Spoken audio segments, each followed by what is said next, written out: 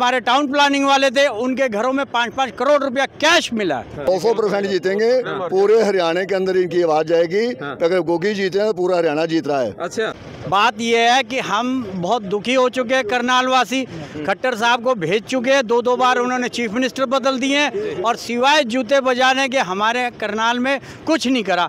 यहाँ तक कि आप लोगों की भी आवाज़ दबाई जाती थी, 15-15 दिन इंटरनेट बंद रहा और एक दूसरे के साथ इन्होंने तालमेल करके कॉलोनियाँ काटी हैं और जो वो हमारे टाउन प्लानिंग वाले थे, उनके घरों में 5-5 करोड़ रुपया कैश मिला।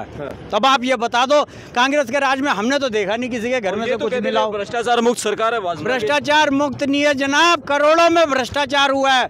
जो HPCC के ऑफिस के अंदर करोड़ों रुपया पकड़ा गया है। तो भैया ये तो चुपचाप बना रहे हैं। जो स्कूटर पे आए थे वो हजार करोड़ के जवाहर यादव जैसों ने प्रॉपर्टी बना ली है। बस यही मुद्दा उठा था। मुद्दा अमिंदर पाल जी जो से यहाँ पे हमारे यूपी बिहार के करनाल को बेच के खा गए, उनसे हिसाब लिया जाएगा। आने दो टाइम, आने दो। राहुल जी के भाषण के बाद हमें पूरी गारंटी हो गई है कि हमारी महिलाओं को 2000 रुपये और बुजुर्गों को 6000 रुपये की पेंशन की मोहर लग गई है।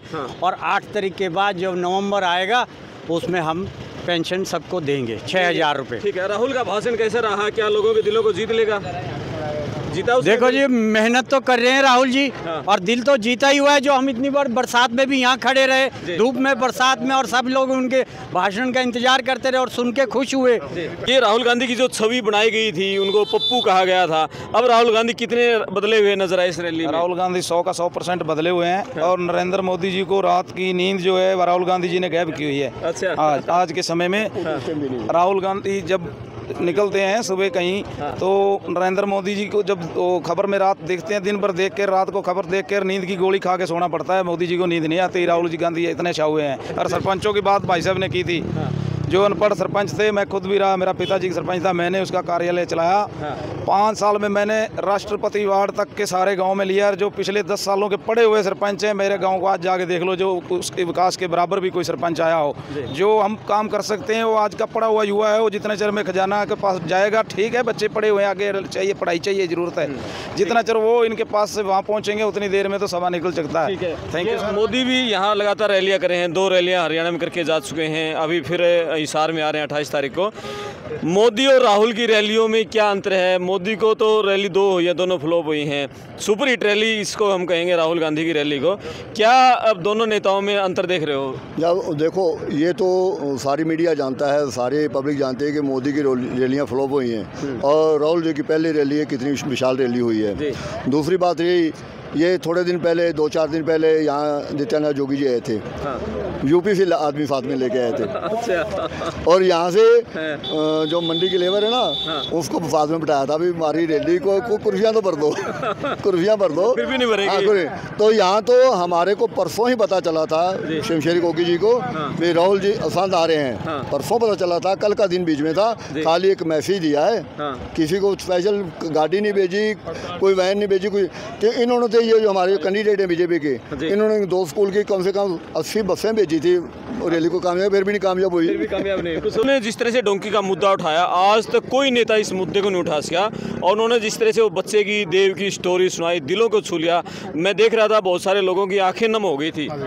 जी, इससे भाई साहब बहुत बड़ा प्रभाव पड़ा है पूरे उत्तर हरियाणा को इस बात को, क्योंकि यहाँ पर हर गांव से 400-500 बच्चे जा चुके हैं और उनके परिवार का बुरा हाल हो रहा है। वो कोई अपनी जमीन बेच रहा है, कोई अपने मकान गिरवी दे रहा है, कोई ब्याज पर ले रहा है पैसे। ठीक है, मोटे ब्याज दे रहे हैं। खास बातें बताओ, क्या क्या बातें पसंद आई? इसमें सबसे यूथ पे इम्पैक्ट पड़ा है। यूथ इसमें प्रभाव है, इसलिए पूरे उत्तर हरियाणा की बात करें ना, लगभग सभी सीट कांग्रेस भी आ रही है। कौन सा गाँव आपका? बड़ा करनाला जी। गाँव सुरेश मान गाँव, बड़ा डिस्ट्रिक्ट करनाला। बड़ा गाँव, ठीक है। आप बताओ, यूथ पे इन्होंने कहा है, यूथ कितना असर डालेगा? जी बिल्कुल सर, इस बार यूथ बिल्कुल, आपने दूसरे इलेक्शन में भी देखा, यूथ के ही कारण जो हो रहा है। अब मोदी जी को भी पता चल रहा है कि यूथ मोदी के साथ था। बिल्कुल, और अब तस्वीर बदल चुकी है। अब यूथ कांग्रेस के साथ है। जो 14 में हुआ था, जैसे हवा बनी हुई थी बीजेपी की, वो इस टाइम कांग्रेस की हवा है। बीजेपी के खुद के कामों के कारण ये सब हुआ है, क्योंकि वो खुद तो भ्रष्टाचारी हैं ही। उनमें उनको अगर कोई ना कर देता है कि उनके साथ नहीं आने की, तो बीजेपी एक तरह से वॉशिंग मशीन है। अगर उनके साथ आओ आपके सारे पाप धुल जाएंगे, आप क्लियर हो। अगर नहीं आए तो आप चुप करके जेल जाओ, बस जेल जाओगे। ये काम। आप बताओ किस तरह की राहुल का भाषण, ये रैली हरियाणा की राजनीति किस तरह से बदलेगी?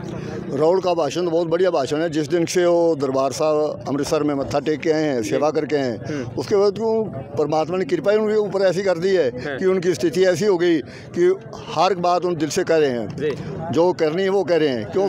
अच्छी जगह से जाके आए हैं, अच्छी बात कर रहे हैं। दूसरी बात, आपने अभी बेटे को पूछ रहे थे भी यूथ को तो गुमराह किया गया था 2014 में, और ऐसा किया था। अभी सरपंच भी हमने बनवाने हैं 10वीं पास 8वीं पास।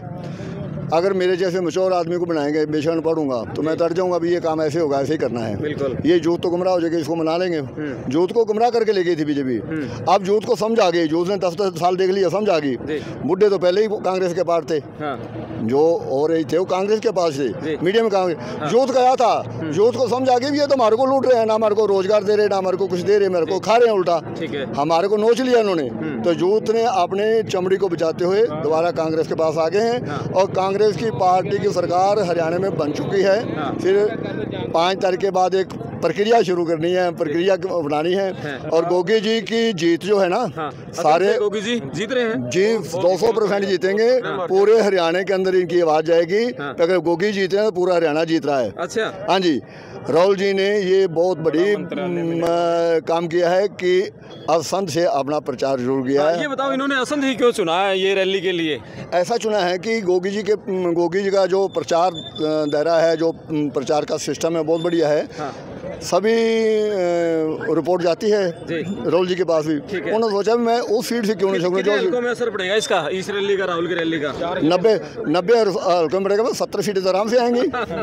राहुल गांधी तो सर, मैं आप जैसे उनकी बात कर रहे हो, उनकी पॉलिटिक्स की बात कर रहा हूँ मैं। जैसे पहले तो, अब तो उनकी पॉलिटिक्स के जो विरोधी हैं वो भी उनकी प्रशंसा करते हैं। जैसे आपको पता ही है स्मृति ईरानी जी, पहले उनके बारे में इतना कुछ बोलती थी, और अब उनके मुंह से भी सुनने में आता है कि हाँ राहुल गांधी जी की राजनीति में बदलाव आया है, वो ऐसे अब ऐसे। तो अब सबको ही समझ आ रहा है कि राहुल गांधी जी आने वाले टाइम में देश के प्रधानमंत्री बनेंगे। बिल्कुल बिल्कुल बात करेंगे। बताओ, नाम बताओ क्या है? मेरा नाम बघेल सिंह जी। बताओ इस रैली के बाद क्या असर पड़ेगा अब यहाँ की राजनीति हरियाणा और असंध की? ऐसे है जी, इस रैली के बाद हम इस लोकल एरिया से हैं, हम काफ़ी महसूस कर रहे थे भी ये मतलब भूपेंद्र सिंह हुड्डा जी आएँ और अपना प्रचार करें, जिससे गोगी जी को फुल सपोर्ट मिलेगी। उनके आने से, साथ में राहुल जी आए हैं, उनके आने से बहुत ज़्यादा असर हुआ है कि कल तक हमारी जैसे जीत 80-85% थी, आज 100% ही कंप्लीट हो चुकी है। गोगी जी जीत रहे हैं। गोगी जी कंफर्म जीत के अब नेक्स्ट MLA और कैबिनेट में मिनिस्टर पद भी हम तो राहुल जी से बेनती करते हैं इनको अपना मिनिस्टर पद भी दें। ठीक है। हाँ जी, हाँ जी। राहुल ने बड़ा दिल को छुआ, डोंकी का मुद्दा, देव बच्चे की कहानी, किस तरह से वो रोया चिल्लाया, पापा पापा आ जाओ वापिस, ये मुद्दा उठाया, ये कितना असर डालेगा? सर ऐसे है जी, देखो पहले वो मुद्दा नहीं, वो एक सच्ची है जी। जो हमारे इस टाइम हरियाणा के युवाओं पे बीत रही है वो सच्ची बात है। दिल को तो उसने ऑटोमेटिक छू लेना था, कहानी होती है, लेकिन वो कहानी वो सच्ची बात थी जी। वो तो है जी, कोई हमारे किसानों मतलब जैसे हमारा जिम्मेदारी वर्ग है सारा, तो लेकिन वो ना तो MSP मिल रही है, पूरे हमारे फसलों को रेट नहीं मिल रहे, तो जिम्मेदार बढ़कर और करे क्या करे। फिर ये हमारे पास लास्ट ऑप्शन था भी हम बाहर जाएँ, जैसे भी एक खर्चा लगा के जो भी है, तो ठीक है अगर उनकी सरकार बनती है तो वो अपनाएंगे, हमारे रोजगार का अवसर खोलेंगे, चाहे कृषि वर्ग में खोल दें, जैसे बहुत सारे प्रोडक्ट कृषि में तैयार हो जाते हैं। ठीक है सर, तो आएंगे, सब अच्छा लगा, उन्होंने बात की हमारे इसमें, तो हमको फायदे है। कांग्रेस के सारे नेता एकजुट थे, कुछ जो बातें कही जा रही थी कांग्रेस गुटों में बटी हुई है, अब सब हमने स्टेज पे एकजुट देखे, इसका कैसा मैसेज है? सर बहुत ज़्यादा, क्योंकि इस टाइम ओपोजिशन यही थे भी, कुमारी शैलजा भी बीजेपी को ज्वाइन कर रही है, वो आप हुड्डा से नाराज है, ये है उसके बहुत ज़्यादा वो अफवाह मतलब उड़ा रहे थे, लेकिन आज सभी नेता एक मंच पे आ गए हैं, जिसके आने से हमारे हुड्डा मतलब कांग्रेस के परिवार को हौसला मिला है भी, इससे सभी नेता एक हैं और आगे सारा कैंपेनिंग एक सारे इकट्ठे करेंगे। चलो बहुत बढ़िया। और ये यहाँ राहुल गांधी की रैली में आए हुए लोग थे और बहुत ज़बरदस्त यहाँ रैली हुई। राहुल गांधी ने जो भाषण दिया और उस भाषण से जो एक बच्चे की स्टोरी सुनाई, डोंकी का मुद्दा उठाया, बेरोजगारी का मुद्दा उठाया, और जिस तरह से उन्होंने कहा कि कुछ अरबपतियों के लिए ही मोदी सरकार काम कर रही है, और हरियाणा की खट्टर और नायब सैनी की सरकार को जिस तरह से उन्होंने लपेटा और ये कहा कि कांग्रेस क्लीन स्वीप करने जा रही है, हरियाणा की राजनीति की सियासत का पूरा बदलाव एक उन्होंने खाका यहाँ खींच दिया इस रैली में। आपको क्या लगता है कि कांग्रेस अब यहाँ से कितनी सीटें जीतेगी इस चुनाव में?